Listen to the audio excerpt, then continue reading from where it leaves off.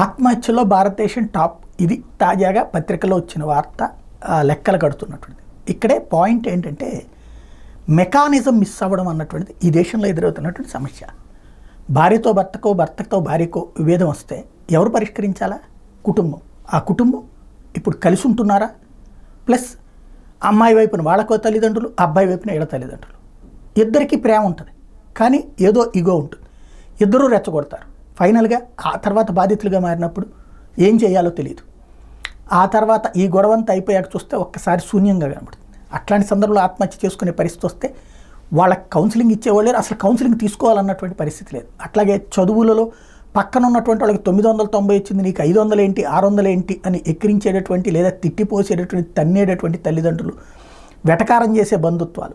ఎంత మార్కులు వస్తే ఏంటి అన్నటువంటిది కాదు, ఇక్కడ పాస్ అయ్యారా లేదా అన్నది ఆ తర్వాత మనం సాధిద్దాం, పైకి వెళ్ళేలా చూద్దామని కాకుండా తల్లిదండ్రుల ప్రెషర్ లేదా సామాజిక పరమైనటువంటి ఫీలింగ్, ఇది విద్యార్థుల పరమైనటువంటి ఆత్మహత్యలకు కారణమవుతుంది. వాళ్ళు ఎక్కడికి చెప్పుకోవాలో తెలియదు.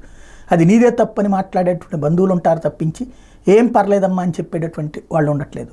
అట్లాగే ఉద్యోగం పోతే సమాజం ఎట్లా చూస్తుంది అన్నటువంటిది. అట్లాగే ఒక రాజకీయ పరమైనటువంటి వేధింపులు తట్టుకోలేనప్పుడు ఎక్కడికి వెళ్ళాలంటే పోలీస్ స్టేషన్కి వెళ్ళాలి. ఆ పోలీసులే రాజకీయ నాయకుల్లా ప్రవర్తిస్తుంటే ఏం చేసుకోవాలి? ఇదే ప్రస్తుతం ఆత్మహత్యలకు కారణమవుతున్నటువంటిది. కర్ణుడి చావుకి 100 కారణాలు అన్నట్టు ప్రతి ఒక్క చావుకి 100 కారణాలు ఉంటున్నాయి. కారణాలు తెలుసు, కానీ పరిష్కారాలు మాత్రం లేవు ఈ దేశంలో.